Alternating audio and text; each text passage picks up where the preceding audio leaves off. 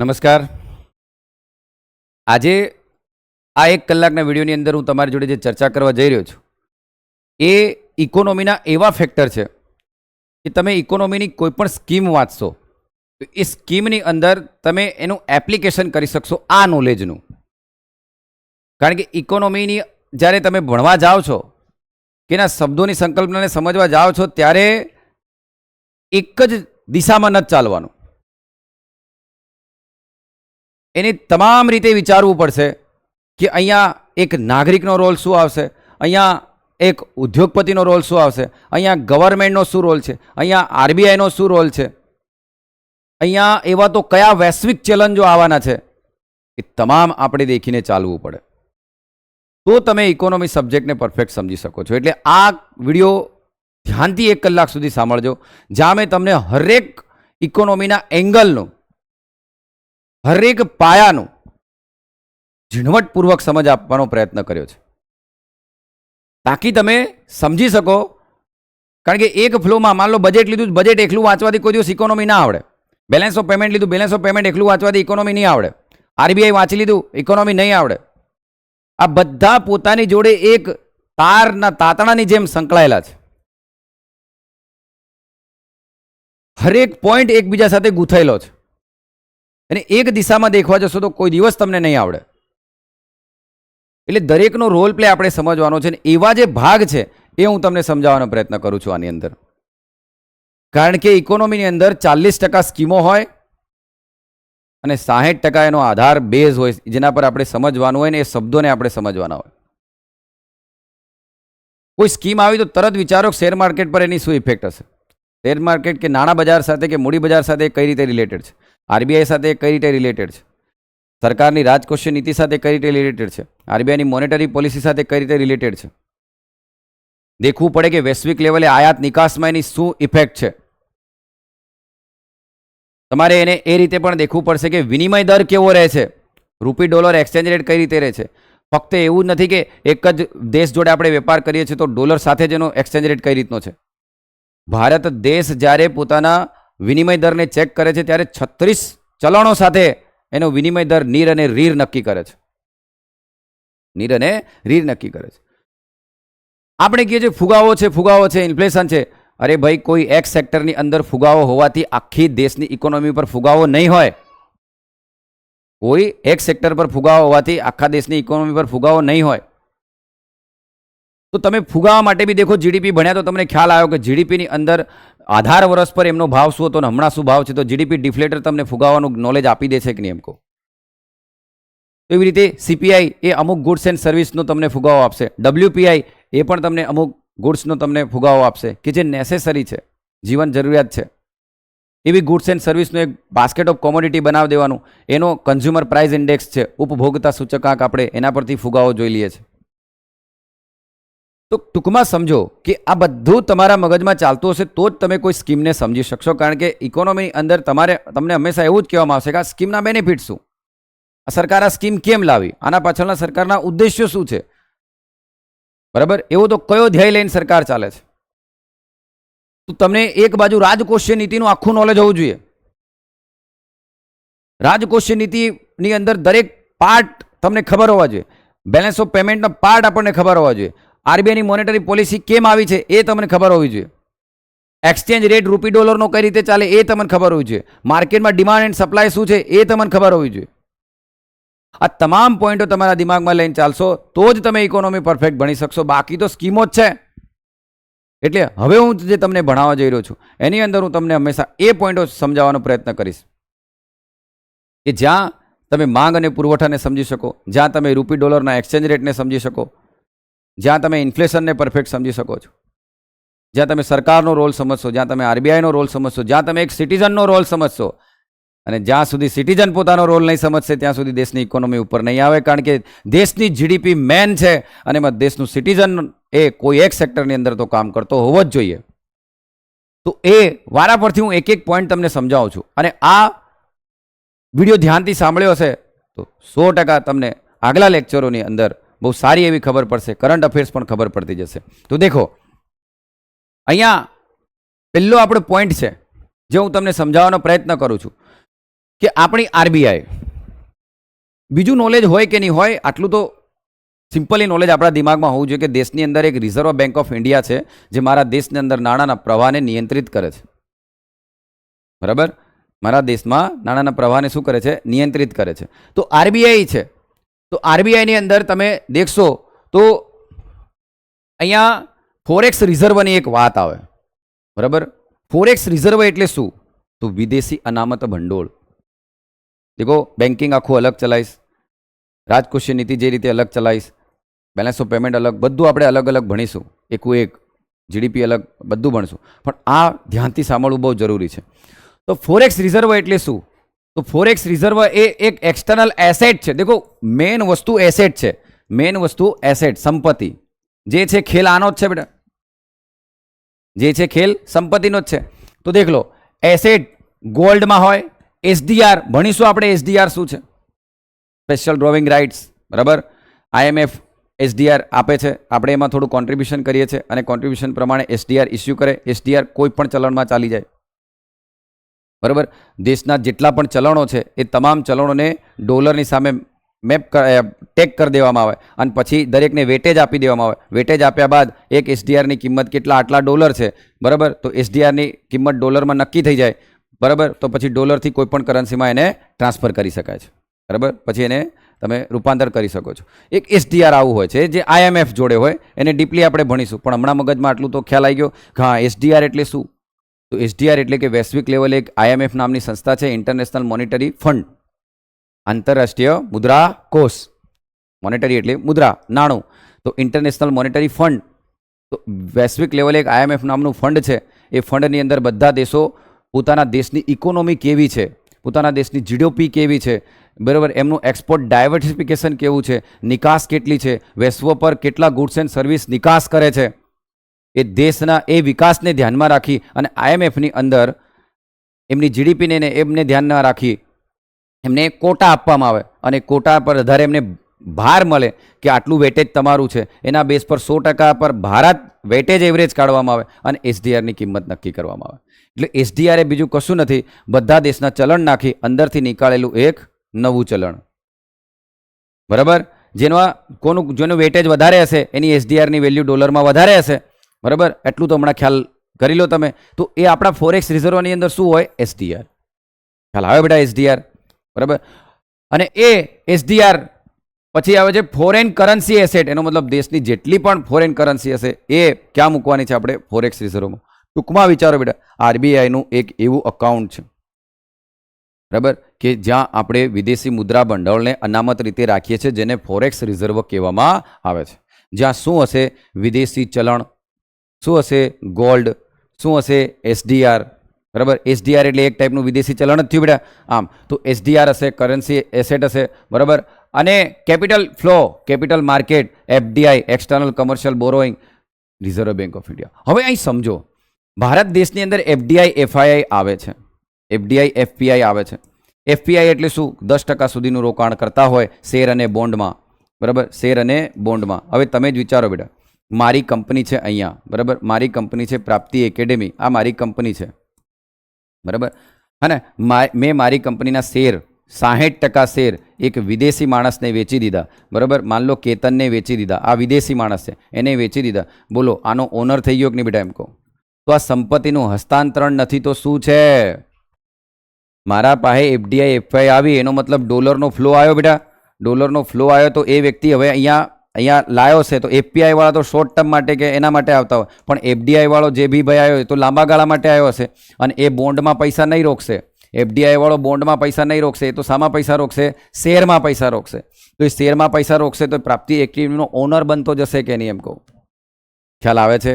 તો FDI FI આવવાથી અહીં રોજગારીઓ તો મળી રહી, ના નથી, પણ આપણી સંપત્તિનું શું થઈ રહ્યું બેટા? હાશ થઈ રહ્યો કે નહીં? ઓકે, એ બી તો સમજ્યા તમે. તો ટૂંકમાં શું સમજી રહ્યા? પેલો અહીં આવ્યો છે, રોકાણ કર્યું છે મારા દેશમાં, જે ડોલર તો ફોરેક્સ રિઝર્વમાં છે, અહીં બી ચાલી રહ્યો, વેપાર ચાલી રહ્યો. બરાબર સાહેબ, આ ડોલર જે છે એ મારે લેવા જવું હોય તો ક્યાં જવું પડે? તો એના માટે ડીલરો હોય, જેને મેં આરબીઆઈ જોડેથી લાયસન્સ લીધું હોય એવા ડીલરો બેંક પણ હોય, નોન બેંક પણ હોય. અથવા કોઈ પ્રાઇવેટ કંપની પણ હોય, કોઈ માણસ પણ હોય, પણ એને લાયસન્સ લીધેલું હોય તો એ તમને ડોલરનું રૂપિયામાં એક્સચેન્જ કરીને આપી દે છે. મારા છોરાઓ, ફોરેક્સ રિઝર્વ એટલે એક એવો જથ્થો કે જ્યાં બધું વિદેશી ચલણ છે કે નહીં, ગોલ્ડ છે કે નહીં, આટલો ખ્યાલ આવે બેટા. અને પોતાની જોડે કોણ રાખે બેટા? આરબીઆઈ. કોણ રાખે? કોણ રાખે? આરબીઆઈ. આરબીઆઈ પોતાની જોડે આવું બધું રાખશે. ફોરેક્સ રિઝર્વ કહેવાય એને. સાહેબ એ વધતું જાય એનો મતલબ એવો થાય ને કે ભારતમાં ડોલર આવી રહ્યું, એ વધતું જાય, બરાબર. હમણાં 600 બિલિયન છે બેટા, 600 બિલિયન ડોલર છે આપણી જોડે. તો એ વધતું જાય એનો મતલબ એવો થઈ રહ્યો ને કે ભારતમાં ડોલર આવી રહ્યું. તો ડોલરનો ફ્લો વધતો હશે ભારતમાં, ડોલરનો ફ્લો વધતો હશે તો એ ફોરેક્સ રિઝર્વ વધતું હશે કે નહીં? હા કે ના બોલો બેટા? ઓકે. તો બે કારણ છે એના ફ્લો વધવાના. કાં તો આપણે એક્સપોર્ટ વધારે કરી રહ્યા, કાં તો આપણે એક્સપોર્ટ વધારે કરી રહ્યા. એક્સપોર્ટ કરી રહ્યા તો આપણને પેલો હું આમાં હાલે બેટા? ડોલરમાં. એ ડોલર આપણે અહીંયા લાવું, અહીંયા ડોલર આલીને આપણે શું લઈ લેવું બેટા? પાછો રૂપિયો. બરાબર. તો બે કારણ છે. કાં તો આપણે ત્યાં એફડીઆઈ એફએ આવી રહી, કાં તો શું આવી રહ્યું બેટા? એક્સપોર્ટ કરી રહ્યા. ઓકે, ઠીક છે. પણ આ રીતે ડોલર આવે, આટલો ખ્યાલ આવ્યો બેટા. તો ફોરેક્સ રિઝર્વ શું છે એ ખ્યાલ આવ્યો? ઓકે સાહેબ, આ ફોરેક્સ રિઝર્વનો આરબીઆઈ ઉપયોગ શું કરશે? મજા છે બેટા, દેખ લો. આ બેઝિક દિમાગમાં હોવા જ જોઈએ બેટા. આ બેઝિક દિમાગમાં હશે, ભણવાનો બહુ મજા આવશે.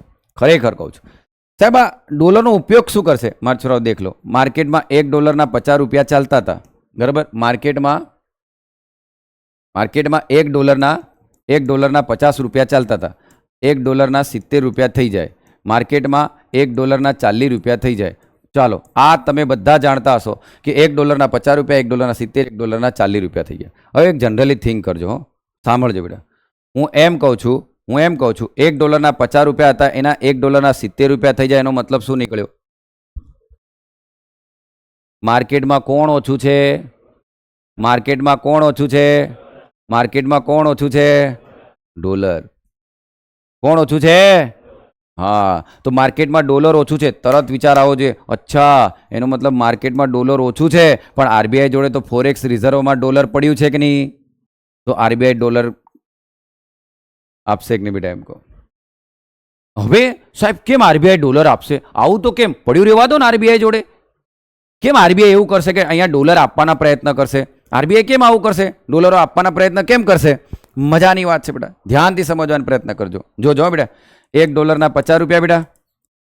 ચાલો, $1 70 રૂપિયા. ચાલો રેડી હો બેટા. ચાલો, આ મારો પ્રથમ દેશ છે. ચાલો સાંભળજો. આ $1 50 રૂપિયા, $1 70 રૂપિયા.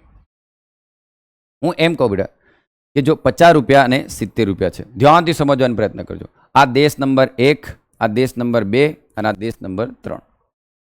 એબીસીડી નામના 3 દેશો છે. તમને સંતુષ્ટિ માટે કહી દઉં, USA, UK અને કેનેડા. બરાબર?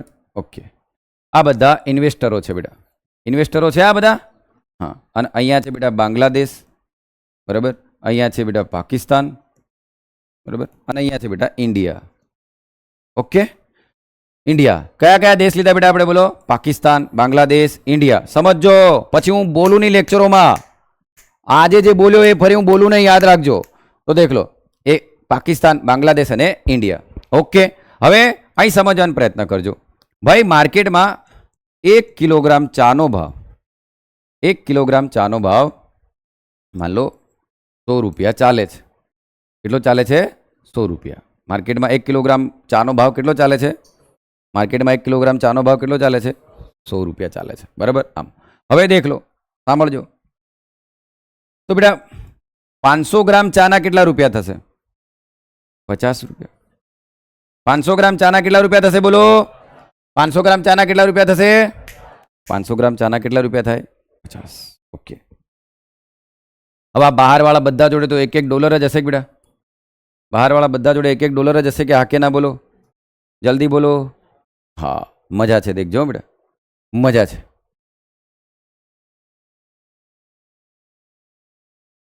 અચાનક $1 50ની જગ્યાએ કેટલા થઈ ગયા બેટા? $1 70 રૂપિયા. $1 50 કેટલા થયા? 70 રૂપિયા. $1 50 રૂપિયાના કેટલા થયા? 70 રૂપિયા. હવે તમે વિચારજો, તમે આ ઇન્વેસ્ટર છો, દેખ લો. તમે વિદેશી ઇન્વેસ્ટરમાં છો, USA, UK અને કેનેડાના. સાંભળજો, એ રેડી હો બેટા. તમે પેલા $1 હાલતા હતા, બરાબર, તો તમને 50, $1 કેટલા રૂપિયા હતા? $1 કેટલા હતા? $1 50 હતા કે નહીં? તો તમે 50 રૂપિયા હાલતા હતા તો 500 ગ્રામ ચા મળતી હતી કે નહીં બેટા? એમ આ માણસ આવ્યો, 50 રૂપિયા $1 કન્વર્ટ કર્યું, કેટલી ચા લઈ ગયો બેટા અહીંથી? 500 ગ્રામ લઈ ગયો કે નહીં? એમ બોલો બોલો. હા, પણ માન લો $1 કેટલા રૂપિયા થઈ ગયા બેટા? બોલો 70. $1 કેટલા થઈ ગયા? 70 થયા. તો આ માણસ આવશે $1 લઈને? બોલો, $1 લઈને આવશે? $1 કેટલા રૂપિયા મળશે ને? 70 મળશે ને? એનો મતલબ હવે એ 500 ગ્રામ ચા નહીં ખરીદશે, 700 ગ્રામ ચા ખરીદશે કે નહીં? કારણ કે અહીંયા બેટા યાદ રાખો, ચાનો ભાવ તો નહીં બદલાયો ને, ગુડ્સ એન્ડ સર્વિસનો તો ભાવ નહીં બદલાયો ને. ફેરફાર શામાં થયો? રૂપી-ડોલર એક્સચેન્જ રેટમાં. એનો મતલબ બહારનો જેટલા પણ માણસો અહીં બહાર જે બેઠા છે એ તમામ માણસો, બહાર જેટલા બેઠા છે એ તમામ માણસો એવું વિચારશે કે નહીં કે ભાઈ અહીંયા તો આપણે 50 રૂપિયા આલીશું તો ખાલી 500 ગ્રામ જ મળશે. 50 રૂપિયા $1 આપીશું ને, $1 આને આપીશું, આને આપીશું, $1 આને આપીશું, બરાબર, બાંગ્લાદેશને આપીશું કે પાકિસ્તાનને આપીશું $1, આપણને 500 ગ્રામ જ ચા મળશે. $1 કેટલા મળશે બેટા? 500 ગ્રામ જ મળશે. ખબર પડે છે? પણ ભારતમાં બેટા દેખ લો, $1 આપવાથી એને 70 રૂપિયા મળ્યા, 70 રૂપિયામાં એ 700 ગ્રામ ચા ખરીદી શકે કે નહીં? અચ્છા, એનો મતલબ એવો થાય સાહેબ, મજા છે બેટા, ધ્યાનથી સાંભળજો. એનો મતલબ એવો થાય સાહેબ, $1 50ની જગ્યાએ જો $1 70 રૂપિયા થઈ જાય, $1 50 રૂપિયાની જગ્યાએ જો $1 70 રૂપિયા થઈ જાય, તો બહારના જેટલા આયાતકાર લોકો છે એ ઇન્ડિયામાં આવશે અને ઇન્ડિયામાંથી એ ચાની નિકાસ વધારે કરશે કે નહીં? વધારે કરશે. એનો મતલબ ભારતમાં જે માણસ ચા બનાવતો હશે, ચાનું પ્રોડક્શન કરતો હશે, એને બેટા માત્રાત્મક રીતે મજા છે કે નહીં? એની નિકાસ થવાની કે નહીં બેટા? એમ કહું. પણ પેલા ભાઈને ઇન્ટરનેશનલ લેવલે વસ્તુ સસ્તી લાગી રહી કે નહીં? કારણ કે $1 થી એક સમય પર 500 ગ્રામ ચા ખરીદતો હતો, આજે $1 થી કેટલી ખરીદે છે? 700. તો પેલા નિવેશકની દ્રષ્ટિથી વિચારો, એને તો $1 તો એક જ આલ્યો ને, એને તો પણ એક સમય પર 500 ગ્રામ ખરીદી શકતો હતો, હવે કેટલું ખરીદી દો? હા, તો એના માટે બી તો ઇન્ટરનેશનલ લેવલે વસ્તુ સસ્તી થઈ ગઈ કે નહીં? અને ઇન્ડિયાના એક્સપોર્ટરને બી તો મજા છે કે નહીં? એમ કહું, બરાબર. પણ બેટા એ એક્સપોર્ટર ક્યારે એક્સપોર્ટ કર્યા કરતો હશે? જ્યારે ઉત્પાદન કર્યા કરતો હશે તો, કે એનામાં ક્વોલિટી હશે તો, કે ચલો આટલું ખ્યાલ આવ્યો. આમ તો એ નિકાસ કર્યા કરી દો. સાહેબ એનો મતલબ તમે એમ કહેવા માંગો છો કે જ્યારે $1 50 રૂપિયાની જગ્યાએ $1 જો 70 રૂપિયા થઈ જતા હોય, $1 50 રૂપિયાની જગ્યાએ $1 70 રૂપિયા થઈ જતા હોય, તો નિકાસકારને મજા છે. કોને મજા છે? નિકાસકારને મજા છે, બરાબર. અને વિદેશી આયાતકારોને આપણી વસ્તુ કેવી લાગશે? સસ્તી. વિદેશી આયાતકારોને આપણી વસ્તુ કેવી લાગશે બેટા? સસ્તી. હવે મજા છે, દેખજો, મજા તો હવે છે, પણ પ્રી કન્ડિશન કઈ બેટા? ચાના ભાવમાં વધારો થવો જોઈએ નહીં. એનો મતલબ ચામાં ઇન્ફ્લેશન આવવું જોઈએ નહીં. હા, જો ચામાં ઇન્ફ્લેશન આવે પછી આ ભાવમાં તકલીફ થઈ જાય ને બેટા. આમ તો પછી નિવેશક વિચારશે. પ્રી કન્ડિશન કઈ આપણી? બોલો, ચાના ભાવમાં વધારો નહીં થવો જોઈએ, બરાબર. ચામાં ઇન્ફ્લેશન આવવું જોઈએ નહીં, આ પહેલી કન્ડિશન. બોલો, અહીંથી બધાને ખબર પડી બેટા? બોલો.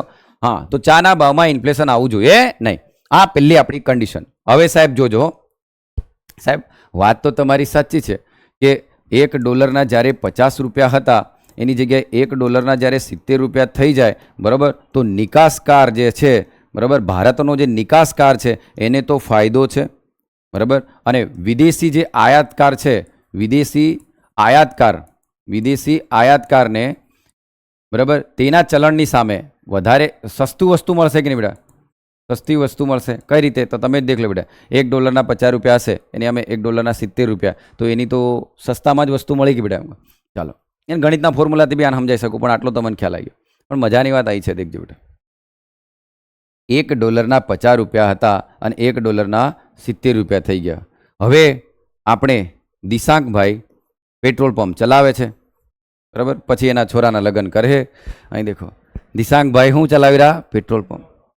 બેટા એને ક્રૂડ ઓઇલ જોઈ રહ્યું કે નહીં? ક્રૂડ ઓઇલ જોઈ રહ્યું કે નહીં? હા, સાંભળજો બેટા, એને એને ક્રૂડ ઓઇલ જોઈતું હતું. હવે ક્રૂડ ઓઇલ માટે એ જ્યાંથી બી ક્રૂડ ઓઇલ આવે ત્યાં રૂપિયા હાલે કે ડોલર? શું હાલશે? ડોલર. તો પહેલાં એને રૂપિયા હાલીને શામાં કન્વર્ટ કરવા પડશે? ડોલરમાં. તો પહેલા દિશાંતભાઈ 50 રૂપિયા હાલીને $1 મેળવી લેતો હતો કે નહીં?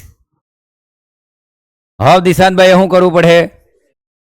70 રૂપિયા હાલીને $1 લેવું પડે કે નહીં? એનો મતલબ ભાઈ માટે તો મોંઘું થઈ ગયું કે નહીં? હવે સમજ્યા? સમજ્યા? અચ્છા, એનો મતલબ સાહેબ તું એમ કહી દે ને કે $1 50 જો $1 થાય તો નિકાસકારને મજા છે, પણ ભારતના આયાતકારનું તો મોં ઉતરી જાય કે નહીં? ભારતના આયાતકારનું તો મોં ઉતરી જાય ને બેટા. આ ઇકોનોમી સમજો, આ ગેમ બધી અહીં જ છે, બરાબર? તો એના ભારતના આયાતકારનું જે ઇમ્પોર્ટર છે એના માટે તો વસ્તુ મોંઘી થઈ જાય કે નહીં? સમજ્યા બેટા? અચ્છા, એનો મતલબ સાહેબ એવો થયો, એનો મતલબ એવો થયો. હવે મારા મગજમાં ઉતરી વાત કે $1 50 રૂપિયાની જગ્યાએ જો $1 70 રૂપિયા થાય, એનો મતલબ માર્કેટમાં ડોલર ઓછો છે. બોલો, માર્કેટમાં ડોલર ઓછો છે. અને જે ઓછું હોય એ મજબૂત હોય કે નહીં બેટા? એ સ્ટ્રોંગ હોય કે નહીં? બોલો, હે ને? આમ. અને ભારતનો રૂપિયો સસ્તો છે કે નહીં બેટા? બોલો, ભારતનું ચલણ સસ્તું છે કે નહીં? બોલો, કારણ કે માર્કેટમાં ઓછો ડોલર છે તો જ લોકો 50 ના 70 આલી રાખે, બરાબર? એનો મતલબ જ્યારે ઇન્ડિયન રૂપી વીક હોય અને ડોલર સ્ટ્રોંગ હોય ત્યારે ઇન્ડિયન એક્સપોર્ટર ખુશ હશે કે નહીં બેટા? બોલો, પણ ઇમ્પોર્ટર બેટા દુખી હશે કે નહીં? એમ કહો. હવે સમજણ પડી? એનો મતલબ ભારત દેશ તો બેટા હમણાં આયાત પર જીવી રોક નહીં, એમ કહો, બરાબર? તો આને રૂપિયો ગગડ્યો એમ કહેવાય. રૂપિયો સસ્તો થયો, ડોલર મજબૂત થયો, બરાબર? હવે તમે એમ કહેતા સાહેબ તો આપણે એક કામ કરીએ ને, એક્સપોર્ટ બહુ જ કરીએ. પ્રોડક્શન બી તો જોઈએ. બોલો, શું જોઈએ બેટા? પ્રોડક્શન. તો એ પ્રોડક્શન ઈ જ તો જીડીપી. અને પાછું હું નહીં આવો જોઈએ? ફુગાવો. હું નહીં આવો જોઈએ? ફુગાવો. નહીં તો એમને બીજે બી મળે ભાઈ, એવું નથી ચા ઇન્ડિયામાં જ મળે, બરાબર? બીજે બી ચા મળી જાય, બીજે બી ચીજ વસ્તુઓ મળી જશે. ખ્યાલ આવ્યો બેટા? હું સમજાવવામાં સફળ થયો કે નહીં એમ કહું? ખ્યાલ આવ્યો બેટા? આમ તો સમજો બેટા, જે છે શાના પર છે? GDP inflation. જો જીડીપી ઇન્ફ્લેશન નહીં હોત તો એક્સપોર્ટરને મજા છે ને? હા, તો કર્યા કરો એક્સપોર્ટ. તો પછી તમે તમારા જોડે ફોરેક્સ રિઝર્વ હશે તો પછી તમે આયાત બી કરી શકશો બેટા. ખબર પડી? જો એક્સપોર્ટ થયો બેટા તો ડોલર આવ્યો હશે તો પછી કરશે કે નહીં? પણ આરબીઆઈ શું કરશે બેટા? તમે જ વિચારો. કારણ કે ઇમ્પોર્ટરને મજા નથી બેટા. કોને મજા નથી બેટા? બોલો, ઇમ્પોર્ટરને મજા નથી. તો આરબીઆઈ શું કરશે બેટા? જલ્દી વિચારો. આરબીઆઈ શું કરશે? આરબીઆઈ વિચારશે ભાઈ માર્કેટમાં કોણ ઓછું છે? ડોલર. માર્કેટમાં કોણ ઓછું છે? ડોલર. હવે આરબીઆઈ જોડે બેટા ફોરેક્સ રિઝર્વમાં ડોલર પડ્યું છે કે નહીં? તો આરબીઆઈ શું કરશે આ ઘડી કે ભાઈ આમની મજા આવે, એક્સપોર્ટરમાં અમુક ક્ષેત્રોમાં મજા છે, પણ એક્સપોર્ટર ખુશ હોય તો ઇમ્પોર્ટર દુઃખી, ઇમ્પોર્ટર સુખી તો આ દુઃખી. કારણ કે તમે અહીંથી અહીં જાઓ તો આ ખુશ થઈ જાય, તો આ દુઃખી થઈ જાય. બે જણાને એક હાથે તો સુખી રખાય જ નહીં, બરાબર? એટલે આપણે એવરેજ રાખીએ ભાઈ, બેની દુઃખી થાય. ની એક્સપોર્ટર દુઃખી થાય, ની ઇમ્પોર્ટર દુઃખી થાય. તો આરબીઆઈ પછી એને બેટા એને લેવલ પર લાવવાનો પ્રયત્ન કરશે. દેશની જેવી જીડીપી છે કે નહીં, જેવી ઇકોનોમી છે એના બેઝ પર એક્સચેન્જ રેટ રાખવાના પ્રયત્ન કરશે. તો એના સારું આરબીઆઈ દેખ લો. હવે અહીંયા ડોલર ઓછું છે કે નહીં બેટા? તો ડોલર ઓછું હશે તો આરબીઆઈ પોતાના ફોરેક્સ રિઝર્વમાંથી ડોલર આલશે ને રૂપિયો લેશે. સમજ્યા? પણ પેલા ફોરેક્સ રિઝર્વ આમ ડોલર બી તો જોઈએ કે? સમજ્યા? પેલા એના ફોરેક્સ રિઝર્વમાં શું હોવું જોઈએ? ડોલર. હવે ડોલર આવવાના બે જ રસ્તા, કાં તો એક્સપોર્ટ, કાં તો એફડીઆઈ, કાં તો એફપીઆઈ. એટલે એટલો બધા ખુશ નથી થાવ બેટા કે હમણાં $600 બિલિયન આપણે ફોરેક્સ રિઝર્વ છે. ઓ હરિઓમો, એફડીઆઈ ને એફપીઆઈથી છે, કોઈ એક્સપોર્ટથી નથી, બરાબર? એનો મતલબ એફડીઆઈ એફપીઆઈથી જે આયા છે એ તો તમારી સંપત્તિ જ લઈ રહ્યા કે નહીં? એમ કહું. સંપત્તિમાં જ ફેરફાર થયો ને બેટા. મેં શું કીધું? એફડીઆઈ એફઆઈ આવે એનો મતલબ શેર હોલ્ડિંગમાં ફેરફાર થાય કે નહીં? શેર હોલ્ડિંગમાં ફેરફાર થાય એનો મતલબ પેલો ભાગીદાર બને કે નહીં? ભાગીદાર બને એનો મતલબ તમારી સંપત્તિનું હસ્તાંતરણ થઈ રહ્યું કે નહીં? એમ કહું. આડકતરી રીતે તો પેલો જ માલિક છે કે જે આવે છે. આમ સમજો વાતને બેટા. હવે આરબીઆઈ એની પાસે ડોલર હતા, ડોલર આલીને આ એક્સચેન્જ રેટ સીધું કરશે કે નહીં બેટા? મેં આ પોઈન્ટ કેમ સમજાવ્યો તમે સમજો બેટા. આ પોઈન્ટ મેં કેમ સમજાવ્યો? કારણ કે હવે હું કોઈ બી દિવસ ભણાવીશ ને તો તમને એમ નહીં કહીશ બરાબર કે $1.50 થયા તો રૂપિયો સસ્તો થયો, ડોલર મજબૂત થયો. તો જ્યારે રૂપિયો સસ્તો હશે, ઇન્ડિયન રૂપી વીક હશે ને, ત્યારે એક્સપોર્ટરને મજા છે, ઇમ્પોર્ટરને મજા નથી. આ બોલતા આવડવું જોઈએ બેટા. બરાબર. આમ તો એવા કયા કારણો છે કે જ્યાં ડોલર ઘટી જાય, એવા કયા કારણો છે કે જ્યાં ડોલર વધી જાય, એ બધું તમારે વિચારવું પડશે કે નહીં બેટા? એમ કહો. બોલો, હું આ પહેલી સ્લાઇડ સમજાવવામાં સફળ થયો કે નહીં બેટા? એમ કહો. બરાબર. આમ તો ફોરેક્સ રિઝર્વમાં શું આવશે? આરબીઆઈ કેવી ગેમ રમી રહી બેટા? બોલો જલ્દી. આરબીઆઈ શું કરી રહી બેટા? ડોલરની લે વેચ કરી રહી કે નહીં? હા કે ના? તો બોલો યાર. આરબીઆઈ શું કરી રહી બેટા? બોલો. અને આરબીઆઈ ફોરેક્સ રિઝર્વના બેઝ પર વિનિમય દર ચેક કરી રહી કે નહીં બેટા? હવે બીજી એક વાત બેટા દેખ લો, હજુ બી અહીં એક બીજી વસ્તુ છે. શું આ ભારત કઈ ડોલર એકલા જોડે વેપાર કરતો હોય? ના, યેન, યુઆન, પાઉન્ડ, બરાબર, રેનબીમ્બી બધા જોડે કરતો હશે કે નહીં? તો એ ઘડી તમે વિચારો બેટા, એ ઘડી આવી 36 કરન્સીઓ જ્યારે આપણે વેપાર કરીએ છીએ. અને એ પોઈન્ટ હું તમને ફરી સમજાવીશ કે દરેક દેશમાં ઇન્ફ્લેશન કેવું છે, ભારતમાં ઇન્ફ્લેશન કેવું છે. બરાબર. તો નીર અને રીર માપવાના આવશે બેટા. નીર અને રીર, બરાબર, નોમિનલ ઇફેક્ટિવ રેન્જ અને રિયલ ઇફેક્ટિવ એક્સચેન્જ રેટ. આ આપણે ભણીશું. આને હું ડીપલી ભણાવીશ જ્યારે ભણાવીશ ત્યારે. આ પોઈન્ટ જ્યારે ભણાવીશ ને ત્યારે એ આવશે જ બેલેન્સ ઓફ પેમેન્ટમાં ભણાવવાનું. ત્યારે હું આને ડીપલી ભણાવીશ, પણ હમણાં નહીં કહું, કારણ કે તમે કન્ફ્યુઝ થઈ જાઓ. આમાં મેઇન વસ્તુ શું આવશે એ બી તમને કહી દઉં બેટા. એક કરન્સી નહીં, 36 કરન્સીઓ જોડે આપણે વેટેજ આલશું. વેટેજ આપ્યા બાદ આપણે ગણીશું કે નીર અને રીર આપણે નીકાળીશું. બરાબર. કારણ કે તમે જ કહો બેટા, અહીંયા પ્રી કન્ડિશન શું હતી? ઇન્ફ્લેશન નહીં હોવું જોઈએ, ઇકોનોમી કેવી હોવી જોઈએ? સ્ટેબલ હોવી જોઈએ. આ પ્રી કન્ડિશન હતી ને બેટા, તો એક્સપોર્ટ વધે કે? બીજી કન્ડિશન કઈ? જીડીપી વધતી રહેવી જોઈએ, તો જ એક્સપોર્ટ વધે કે? અને આ ચાઇના શું કરે બેટા? ત્યારે ચાઇના જાણી જોઈને એની કરન્સીને કેવી કરે ખબર? સસ્તી કરે. હમણાં અહીંયા ઇન્ડિયાની કરન્સી કેવી થઈ હતી બેટા? બોલો. $1 50 જગ્યાએ $1 70 થયા. બરાબર. તો આ ઇન્ડિયાની કરન્સી સસ્તી જ થઈ કે નહીં? બોલો. સસ્તી છે ને? જે વસ્તુ 50 મળતી હતી આજ તમે 70 મેળવી રહ્યા, એનો મતલબ તમારી વેલ્યુ ઘટી જ કે રૂપિયાની? જે વસ્તુ ₹50 ખરીદ શકતા હતા, આજે તમે એના 70 હાલવા તૈયાર થયા, તો આની કિંમત વધી, આની તો ઘટી જ કે બેટા? એમ કહો. તો ઇન્ડિયાની કરન્સી કેવી બની બેટા? વીક બની ને? તો સસ્તી બની બેટા. પણ સસ્તી બની એક્સપોર્ટરને મજા છે. પણ ચાઇના શું કરશે? જાણી જોઈને પોતાની કરન્સીને કેવી કરે બેટા? સસ્તી કરે. અને સસ્તી કરશે એટલે શું કરે? એક્સપોર્ટમાં મજા આવે. પણ એના તો જીડીપી હે તો એક્સપોર્ટ કરે જ કે બેટા? એમ કહો. અને આવું જ્યારે જાણી જોઈને કરે ને બેટા, જાણી જોઈને કરે. બાકી ગ્લોબલ ઇકોનોમીમાં જાણી જોઈને કરવાનું નહીં હોય બેટા. બરાબર. પણ આ તો એક નંબરનું પ્રાણી છે બેટા ચાઇના. એ જાણી જોઈને, કારણ કે એને જીડીપી કમ્પ્લીટ છે બેટા, ફુગાવો કમ્પ્લીટ નથી, રોજગારી કમ્પ્લીટ છે, ફંક્શનલ ઇકોનોમી કમ્પ્લીટ છે. તો જાણી જોઈને પોતાની કરન્સીને કેવી કરે બેટા? વીક. એટલે એક્સપોર્ટરને મજા આવે બેટા. અને એ ઘટનાને કહેવાય બેટા અવમૂલ્યન. શું કહેવાય? અવમૂલ્યન. ડીવેલ્યુએશન. શું કહેવાય? ડીવેલ્યુએશન. આમ બરાબર, અવમૂલ્યન કહેવાય. અને દેખ લો, આમ જો તમારું ચલણ વીક બને ને બેટા, તો ડેપ્રિશિએશન કહેવાય. તમારું ચલણ વીક બને તેને શું કહેવાય? ડેપ્રિશિએશન. પણ તો તમારું ચલણ મજબૂત બને એને કહેવાય એપ્રિશિએશન. જ્યારે બજાર નક્કી કરે ત્યારે. કોણ નક્કી કરે બેટા? બજાર નક્કી કરે ત્યારે. આમ બરાબર. નહીં તો એ રિવોલ્યુશન ને ડિવોલ્યુશન એવું કે. ઓકે. પણ અવમૂલ્યન પણ મેં તમને સમજાવી દીધું. તો દેખ લો બેટા, ચાઇના હવે નીર અને રીર જ્યારે ભણીશું ત્યારે હજુ એનામાં મજા આવશે. નીર અને રીરમાં શું મજા આવશે? દેખ લો, નીર અને રીર જે છે ને એ 36 કરન્સીઓ સાથે પછી એમનો રેટ દેખવામાં આવશે. બરાબર. આપણે એને વેટ આલશું કે કયા દેશ જોડે કેટલો વેપાર કર્યો. એ દરમિયાન આપણને ખબર પડી જશે ખરેખર આપણો એક્સચેન્જ રેટ કેવો છે, આપણું ચલણ મજબૂત છે કે નબળું છે. આ તો ખાલી કોની જોડે ચેક કર્યું? ખાલી ડોલર જોડે. એકલા ડોલર જોડે થોડી વેપાર કરીએ છીએ આપણે. ઘણા રિયાલમાં કરીએ છીએ બેટા, યેનમાં કરીએ છીએ, પાઉન્ડમાં કરીએ છીએ કે નહીં? આમ એટલે આ વસ્તુ છે. તો નીર અને રીર આપણો મેઇન પોઈન્ટ છે, પણ આ પોઈન્ટ ભણશું તો જ ખબર પડશે પેલો. બરાબર. તો ચાલો બેટા. ઓકે. આ તો આપ પણ તમને ડેપ્રિશિએશનને મેં સમજાવી દીધું બેટા. બોલો. હે ને? જો નહીં ભૂલો ને હવે બોલો. આ વારંવાર સમજાવવાનો કોઈ મતલબ નથી બેટા. વિડીયો ઘરે એકવાર 2 વાર ભરી સાંભળજો. બરાબર. ચાલો હવે દેખ લો બેટા સિક્ઝમ. આ તો દિમાગમાં ઉતરી ગયું કે નહીં? એમ કહો. દિમાગમાં આ બી ચાલવું જોઈએ. હા, સરકાર જાહેર ખર્ચો કરે એનો મતલબ હું સમજી લેવાનું બેટા?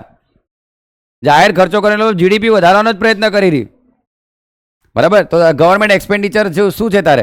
ગવર્મેન્ટ સ્પેન્ડિંગ જે છે, તો ગવર્મેન્ટ સ્પેન્ડિંગ છે. એક્સપોર્ટ વધી રહ્યો. બરાબર. તો જીડીપી વધી રહી સાબિત થઈ રહ્યું કે નહીં બેટા? કન્ઝમ્પશન છે. બરાબર. ઇમ્પોર્ટ ઘટાડવાનો છે. આ છે. તો જીડીપી બોલતા આ દિમાગમાં આ જ ચાલવું જોઈએ બધું. બરાબર. અને જે છે આના પર છે બેટા? બોલો તો જીડીપી પર. આવું સતત વિચાર્યા કરવાનું. બરાબર. આમ તો તમારું દિમાગ ચાલશે. ચાલો પછી દેખ લો બેટા. હવે દેખ લો મોનેટરી પોલિસી. હમણાં આરબીઆઈનો એક ખેલ દેખ લીધો બેટા આપણે. કયો ખેલ દેખ્યો આરબીઆઈનો? ફોરેક્સ રિઝર્વ વાળો. આરબીઆઈ એક ખેલ કરે બેટા, ડોલર ને રૂપી વાળો. હવે આરબીઆઈ બીજો ખેલ બી કરે બેટા. આરબીઆઈ સરકાર વતી, સરકાર આપણે ફિસ્કલ પોલિસી ભણ્યા કે નહીં બેટા? તો આરબીઆઈ સરકાર વતી દેવું કરે કે નહીં? આરબીઆઈ સરકાર વતી ગવર્મેન્ટ સિક્યુરિટી લેવેચ કરે, બરાબર? તો ગવર્મેન્ટ સિક્યુરિટી ભાવે કઈ ધ્યાન તારું, બરાબર? આરબીઆઈ અહીંયા દેખો બેટા, આરબીઆઈ ગવર્મેન્ટ સિક્યુરિટીની લેવેચ કરશે બેટા, તો કોના વતી ગવર્મેન્ટ સિક્યુરિટીની લેવેચ કરે? સરકાર વતી. સરકાર થોડી વેચવા જાય બેટા, એટલે જ તો આરબીઆઈ શું કહેવાય બેટા? પબ્લિક ડેપ્ટ મેનેજર, બરાબર? આરબીઆઈ વતી સરકારના દેવાનું હેન્ડલિંગ કોણ કરે બેટા? અરે સરકારના દેવાનું હેન્ડલિંગ કોણ કરે? આરબીઆઈ. એ બધો હિસાબે જોડેલા, કારણ કે આરબીઆઈ 100% ગવર્મેન્ટ કંપની છે, સરકારની જ છે 100%. એને મતલબ એને જો પ્રોફિટ ડિવિડન્ડ મળે તો સરકારને જ મળે. પણ દેખ લો બેટા, આ કામ ગવર્મેન્ટ સિક્યુરિટી, તો ગવર્મેન્ટ સિક્યુરિટી એક ટાઈપનો બોન્ડ જ છે કે નહીં એમ કહું? એનો મતલબ સરકાર દેવું કર્યું એમ કહે ને આપણે, સરકાર દેવું કર્યું એનો મતલબ જો ગવર્મેન્ટ બોન્ડ ઇસ્યુ કરે બેટા, એ બોન્ડ ઇસ્યુ કરે, બોન્ડને આપણે કેટલું જીસેક, બરાબર? એ કોને આપે બેટા? કોઈ રિટેલર, તમારા મારા જેવા ના લ્યો, કોઈ બેંકને આલ્યો બેટા, બરાબર? કોઈ નોન બેન્કિંગ ફાઇનાન્શિયલ કંપનીને આલ્યો, આ બી ભણીશું આપણે.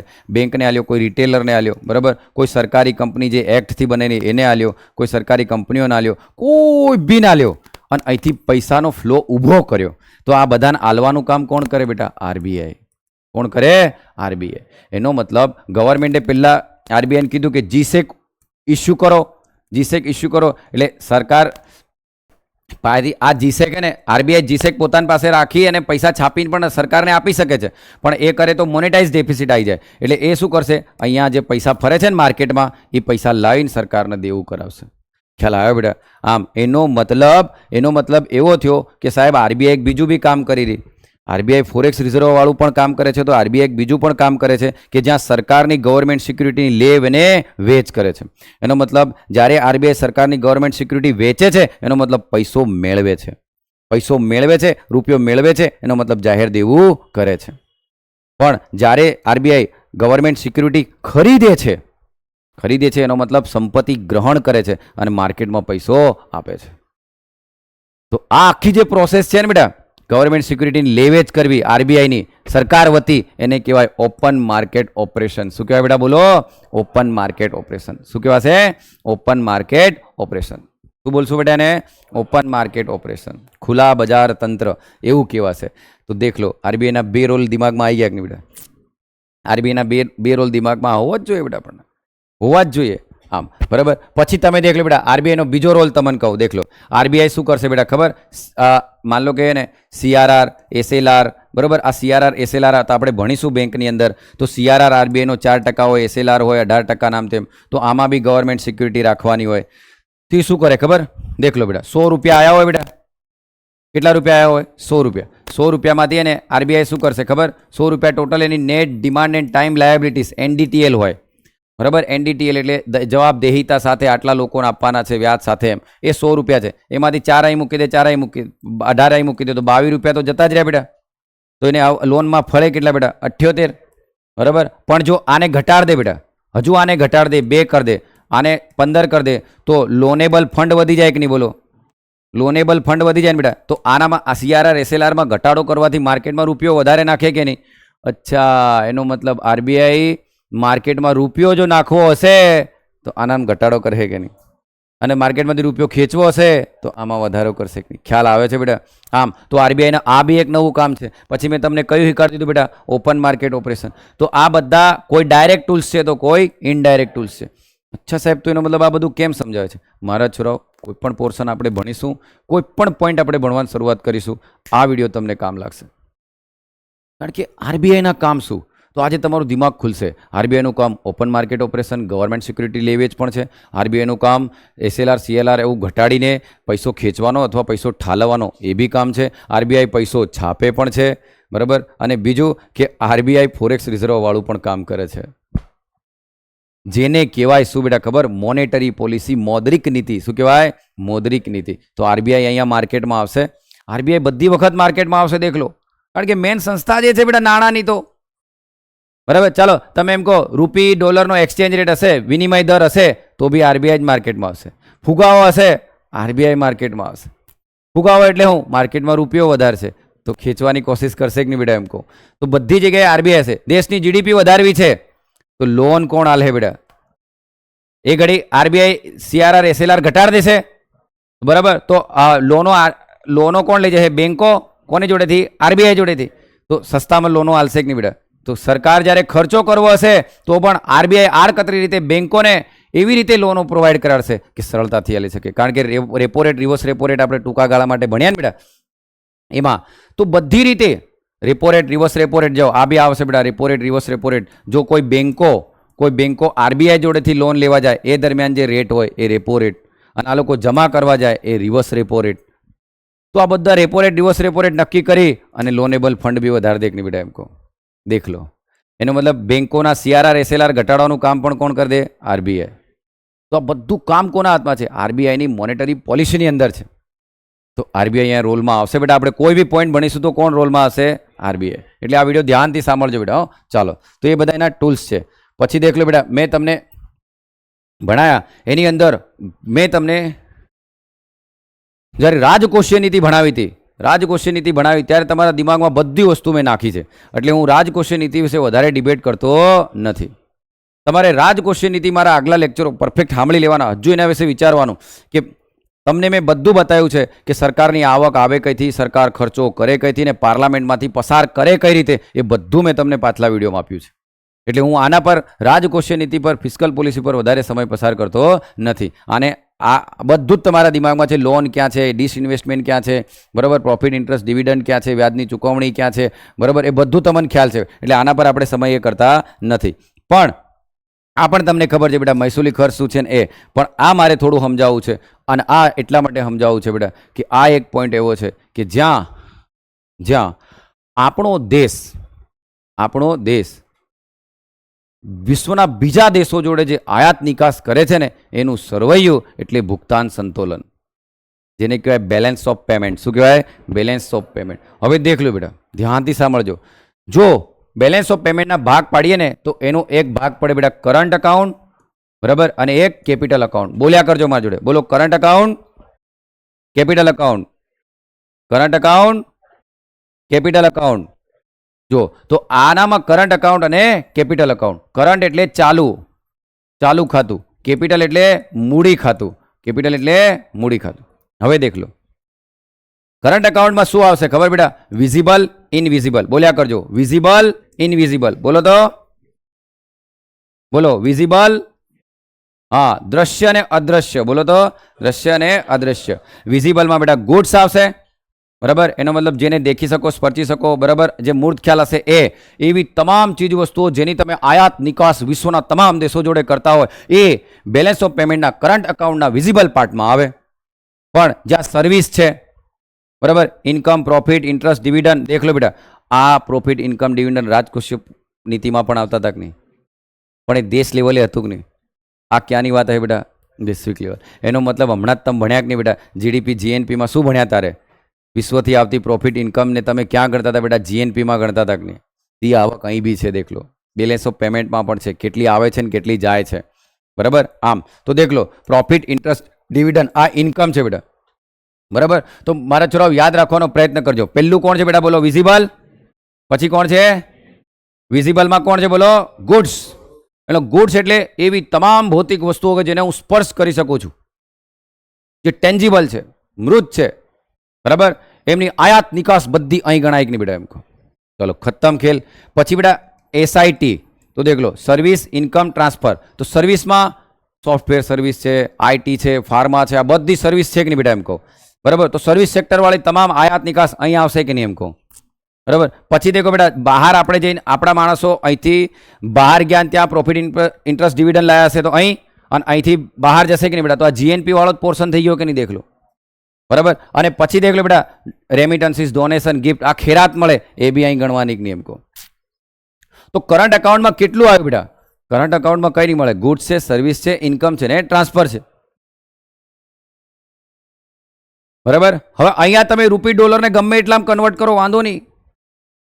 આયાત નિકાસ માટે ગમે એટલા રૂપિયા, ડોલર જે કરવું એ 5,000 કરોડ ડોલર લઈ જાઓ, લાવો, કંઈ નહીં. પણ કંઈક વેચો, કંઈક ખરીદો, કંઈક વેચો, કંઈક ખરીદો. હવે ખબર પડી? અહીંયા લે વેચની વાત છે કે નહીં બેટા? એમ કહો. આમ પણ અહીં દેખ લો બેટા, આ કેપિટલ છે ને, કેપિટલ, બરાબર, કેપિટલ એ તો એક ટાઈપનું દેવું જ છે.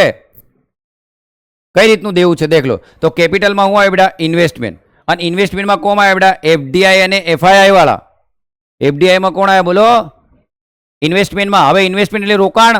તો અહીં રોકાણ કોણ કરી રહ્યું બેટા? એફડીઆઈ અને એફઆઈઆઈ વાળા. તો એફડીઆઈ એટલે બેટા કે જે ભારતમાં આવશે, અહીંના શેર ખરીદશે, માન લો 60-70% જેટલા શેર ખરીદ લે, તો એ આપણી સંપત્તિનું ગ્રહણ કરી લે કે નહીં? ભલે ને ડોલર ભારતમાં આવ્યો હોય, ભલે ને ડોલર ભારતમાં આવ્યો હોય, પણ અહીંયા સંપત્તિનું લે વેચ જ થઈ કે નહીં બેટા? એમ કહું તો આ સંપત્તિ થઈ કે નહીં આપણી? માલિકો બની રાખ નહીં આ લોકો. આમ કહું છું બેટા. હમણાં માનો માસ્ટર કાર્ડ વાળો આવે બેટા ને કોઈ જગ્યાએ એફડીઆઈમાં 80% રકમ રોકી લે, તો એ કંપની આખી એની જ થઈ ગઈ ને બેટા. એનો મેનેજિંગ ડાયરેક્ટરથી લઈને સીઈઓથી લઈને બધા જ એના જ વ્યક્તિઓ હશે કે નહીં? આમ તો એ એફડીઆઈ એફપીઆઈ. પછી દેખો બેટા લોન. તો લોન તો દેવું જ કહેવાય કે? તો આ લોનને તમે બજેટમાં બી ગણતા હતા કે નહીં? યાદ કરો. અને આ સંચિત નિધિમાં લઈ જતા હતા કે નહીં? બોલો. તો હવે દિમાગ ખુલવું જોઈએ. વૈશ્વિક લેવલે તમે લોન આલો છો, લોન લઈ લ્યા છો, તો એ રાજકોષીય નીતિમાં પણ ગણાય છે. તો અહીં બી તો ગણી રાખ નહીં એમ કહું બેલેન્સ ઓફ પેમેન્ટમાં. કારણ કે આ દેવું જ છે કે નહીં? એમ કહું બરાબર. આ એક ટાઈપનું દેવું છે. પણ તમે ડિસઇન્વેસ્ટમેન્ટમાં એને ક્યાં બતાવો છો? રાજકોષીય નીતિ. પણ આ ક્યાંનું છે? વૈશ્વિક લેવલનું છે. ક્યાંનું છે? વૈશ્વિક લેવલનું છે. એટલે એફડીઆઈ એફપીઆઈ લોન. પછી દેખો જેવી રીતે કે સરકાર લાવે તો સોવરિન લોન કહેવાય, અને આ સામાન્ય માણસો લાવે એને કહેવાય એક્સટર્નલ કમર્શિયલ બોરોઈંગ. શું કહેવાય? External commercial borrowing. બરાબર. બોરોઈંગ એટલે ઉછીનું લાવો, કમર્શિયલ એટલે વાણિજ્યિક, અને એક્સટર્નલ એટલે બાહ્ય. જ્યારે આ બાહ્ય ઉદ્યોગપતિઓ વિદેશથી લાવે ત્યારે એને એક્સટર્નલ કમર્શિયલ બોરોઈંગ કહેવાય. પણ એનામાં બીજી પણ એક આવક છે. કોઈ એનઆરઆઈ છે, ભારતમાં એક ખાતું ખોલાડે છે, એક વિદેશી ચલણમાં ખાતા ખોલાડવા એને એમાં પૈસા મૂકતો હોય તો એને એફસી એનઆરઆઈ અકાઉન્ટ કહેવાય. શું કહેવાય? એફસી. હવે સમજજો બેટા. એનો મતલબ તમને બેલેન્સ ઓફ પેમેન્ટમાં પણ એટલું ખબર પડી ગયું. મારો દેશ છે, મારા દેશનું વિશ્વના તમામ દેશો જોડે વેપાર થાય છે. એ વેપારની આયાત નિકાસનું જે સરવૈયું હોય છે એને હું બેલેન્સ ઓફ પેમેન્ટ કહું છું. બરાબર. એમાં મારો દેશ આયાત નિકાસ ગુડ્સની પણ કરે છે, મારો દેશ સર્વિસની પણ આયાત નિકાસ કરે છે. બરાબર. મારા દેશના લોકો વિદેશમાં જઈને કામ કરે તો ત્યાંથી જે આવક આવે છે એ પ્રોફિટ ઇન્ટરેસ્ટ ડિવિડન્ડ એ પણ આવે. અને બીજું કે ખેરાતમાં જે વસ્તુ મળતી હોય એ પણ એ તો કોઈ દેવું નથી કે નહીં બેટા? એમ કહું તમારી લેવેચ એક્સપોર્ટ ઇમ્પોર્ટ તો તમારી તાકાત પર કરો કે બેટા? એક્સપોર્ટ ઇમ્પોર્ટ તો તમારી તાકાત પર કરશો તો એ મારું ચાલુ ખાતું છે. પણ તમે જ વિચારો, જો મારી એક્સપોર્ટ વધારે હશે અને ઇમ્પોર્ટ ઓછી હશે તો આમાં ખાદ નહીં આવે કે નહીં બેટા? પણ મારી ઇમ્પોર્ટ વધારે છે અને એક્સપોર્ટ ઓછી છે તો પછી ચાલુ ખાતામાં ખાદ આવશે કે નહીં બેટા? એમ બરાબર. તો તમને કોઈ પૂછે ચાલુ ખાતામાં ખાદ એટલે બેલેન્સ ઓફ પેમેન્ટ. તમને કોઈ પૂછે ફિસ્કલ ડેફિસિટ એમ પૂછે તો રાજકોષીય નીતિ. કેટલું દિમાગ ચાલવું જોઈએ? રાજકોષીય નીતિમાં શું આવશે? Fiscal deficit. અહીં શું આવશે? ચાલુ ખાતાની ખાદ. તો તમે જો આ બંને ખાદ આવતી હોય તો સમજી લેવાનું બેટા ટ્વિન બેલેન્સ શીટ પ્રોબ્લેમ છે. કેવો પ્રોબ્લેમ છે? ટ્વિન બેલેન્સ શીટ પ્રોબ્લેમ છે. આમ દેશ સફરમાં જીવી રોક નહીં. કારણ કે તમે જ વિચારો બેટા અહીં બી ખાદ, એટલે મતલબ તઈ બી ખાદ, તઈ બી દેવું કર્યું, એ દેવું અહીં બી તો ગણાઈ રૂક નહીં. આમ તો દેખો લોન છે, એક્સટર્નલ કમર્શિયલ બોરોઈંગ છે, આ બધાને આપણે કેપિટલમાં ગણીશું. ટૂંકમાં બેટા એફડીઆઈ એફઆઈ આવે તો દેશમાં ડોલરની સંખ્યા વધે, ફોરેક્સ રિઝર્વ વધે, પણ વિચારવાનું છે આપણે. વિચારવાનું છે કે અહીંયા સંપત્તિના માલિકો બીજા થઈ રહ્યા છે. બરાબર. ભલે રોજગારી મળી રહી પણ તમે આંશિક રીતે તો એમના ગુલામ જ થઈ રહ્યા કે બેટા? એમ કહું તો રૂપી ડોલરમાં. ચાલો હવે તમે જ વિચારો બેટા. હા મળજો. તમને એમ હે કે ના ના સાહેબ વાત સાચી, ચાલો આમને આવવા દો, કોઈ વાંધો નહીં. અરે બેટા દેખ લો આ લોકો ઢગલો આવી ગયા. ચાલો જે દિવસ એફડીઆઈ લઈને ડોલર લઈને જતા રહે દાડો ડોલર ઓછો થશે, ડોલર ઓછો થાય. આ કે ના બોલો? તમે આર્થિક રીતે ગુલામ બની રહ્યા. દેખ લો ડોલર ઓછો થયો બેટા. ચલો ડોલર ઓછો થશે તો તમને તરત ખબર પડી ગઈ રૂપિયો વીક થશે કે નહીં? અને રૂપિયો વીક થશે તો એક્સપોર્ટરને મજા છે પણ ઇમ્પોર્ટરને નુકસાન છે. તો પેટ્રોલ ફેર મોંઘું થશે કે નહીં? અને પેટ્રોલ ફેર મોંઘું થશે બેટા તો પરિવહન મોંઘું થશે કે નહીં? પરિવહન મોંઘું થશે તો બેટા કાંદા, રીંગણા, બટાકા, ટામેટા બધા મોંઘા થશે કે નહીં? એમ કહું ખ્યાલ આવે છે? આમ તો આપણે આર્થિક રીતે ગુલામ. તો સાહેબ આના માટે કરવું શું પડે? જીડીપી. શું કરવું પડે? જીડીપી. હવે ખબર પડે બેટા. એટલે હું કહું બધા ઇકોનોમી ભણવું જોઈએ. એટલે જીડીપી જે છે શાના પર છે બેટા? Gross domestic product. જે ભણીએ ને ફીલ કરો યાર. કોણ કે નહીં આવડે ભણવાનું? બરાબર. તો આ પ્રૂફ બધી વસ્તુ તમને આવડી જાય. બરાબર. એટલે તમારું દિમાગ હવે આ બધી રીતે ચાલવું જોઈએ બેટા. બરાબર. બધી રીતે આ જેટલા પોર્શન તમને આલ્યા ને બેટા, આરબીઆઈનો એંગલ વિચારતા આવડવો જ જોઈએ, ગવર્મેન્ટનો એંગલ વિચારતા આવડવો જ જોઈએ. વૈશ્વિક લેવલનો એંગલ વિચારતા આવડવો જ જોઈએ, બરાબર. ઇન્ફ્લેશનનો એંગલ વિચારતા આપણને આવડવો જ જોઈએ. એક્સચેન્જ રેટ આવડવું જ જોઈએ બેટા. આ બધું લઈને ચાલશો ને તો જ જે છે હાના પર છે બેટા. મોંઘવારી કવર કરો, જીડીપી વધારો, એક્સચેન્જ રેટ સ્ટેબલ રાખો, એ જ છે કે નહીં એમ કહું. તો આ બધું તમારા દિમાગમાં લઈને તમારે ચાલવું પડશે, બરાબર. ફરી આપણે હવે આ લેક્ચર્સ પત્યા બાદ હવે હું તમને જે બી પોઈન્ટ ભણાવીશ ને એમાં તમને ડીપલી એનાલિસિસ કરીને સમજાવીશ તો જલ્દી ખબર પડશે, બરાબર. એટલું જ છે. જય હિન્દ.